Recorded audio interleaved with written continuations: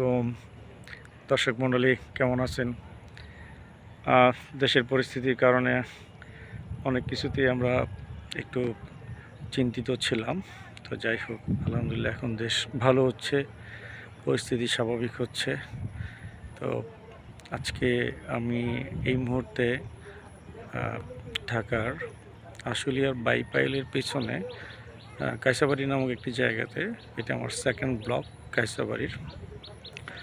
প্রথম ব্লগে ছিল ধান ক্ষেতের বা শস্য শ্যামলার, আর আজকে আমি আসছি বর্ষার যে অপরূপ সৌন্দর্য, সেই সৌন্দর্যটাকে উপভোগ করার জন্য। তো চমৎকার সুন্দর, দেখতে থাকুন। আমরা দেখি আজকে কতটুকু কাইসাবাড়িকে রিপ্রেজেন্ট করতে পারি। চমৎকার দৃশ্য, খুবই সুন্দর। কাইসাবাড়ি এখন পরিপূর্ণ বর্ষায় পানি খুব টলটল করছে। চমৎকার দৃশ্য, সত্যি খুব চমৎকার। কাইসাবাড়ি প্রতি বছরই এরকম হয়, বর্ষায় প্রচুর পানি থাকে, তখন মানুষের জীবিকার অন্যতম একটি মাধ্যম হয়ে যায় মৎস্য আহরণ। তো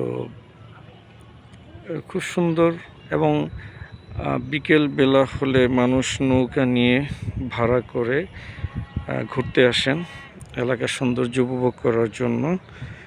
তো ঠিক দেখেন, একটা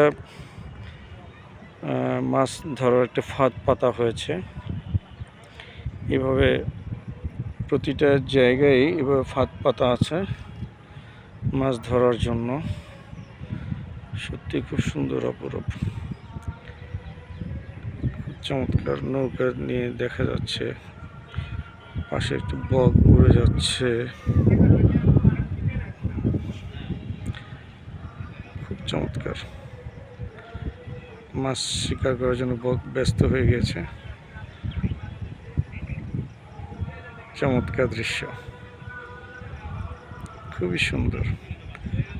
অনেক নৌকা নিয়ে আসতেছে মানুষ মাছ ধরার জন্য। এটি খুব চমৎকার একটি দৃশ্য, চিরায়ত বাংলার সৌন্দর্য। তাই আপনারা অবশ্যই সৌন্দর্য উপভোগ করবেন। উপভোগ করতে হলে ঘুরতে হবে, দেখতে হবে, ফিরতে হবে, জানতে হবে। দেশের সৌন্দর্য উপভোগ করার জন্য অবশ্যই প্রতিটি আনাচে কানাচে দেখতে হবে, ঘুরতে হবে।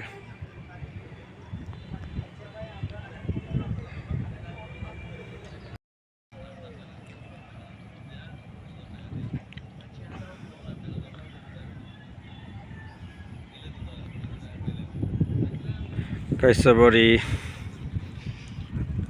বর্ষাকালে তার সৌন্দর্য চমৎকারভাবে ফুটিয়ে তোলে, কারণ ঢাকা শহরে এরকম খুব একটা দৃশ্য দেখা যায় না। আগে এখানে প্রচুর পরিমাণে শুটিং হতো, বর্ষার যে শুটিংগুলো হতো এখানে। তো এখন শুটিংয়ের জন্য আর আসে না।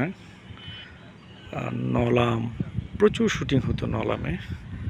এখন নলামে তেমন একটা শুটিং হয় না, শুটিংগুলো এখন চলে গেছে অন্য অন্য দিকে। তো সত্যি অপরূপ, দেখার মতো। প্রচুর গাছগাছালি রয়েছে এলাকায়, চিরায়ত সৌন্দর্যমণ্ডিত এলাকা। এখানে বর্ষা হলে আমরা চলে আসি দেখার জন্য। চমৎকার।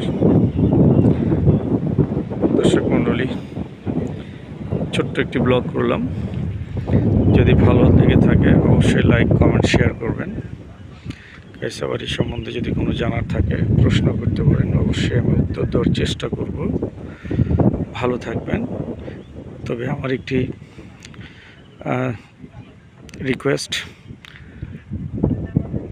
পরিবেশ রক্ষায় পলিথিন যত্রতত্র ফেলবেন না। অবশ্যই পরিবেশ রক্ষার জন্য পলিথিন ব্যবহারে সচেতন হবেন। ধন্যবাদ। আসসালামু আলাইকুম রহমতুল্লাহ।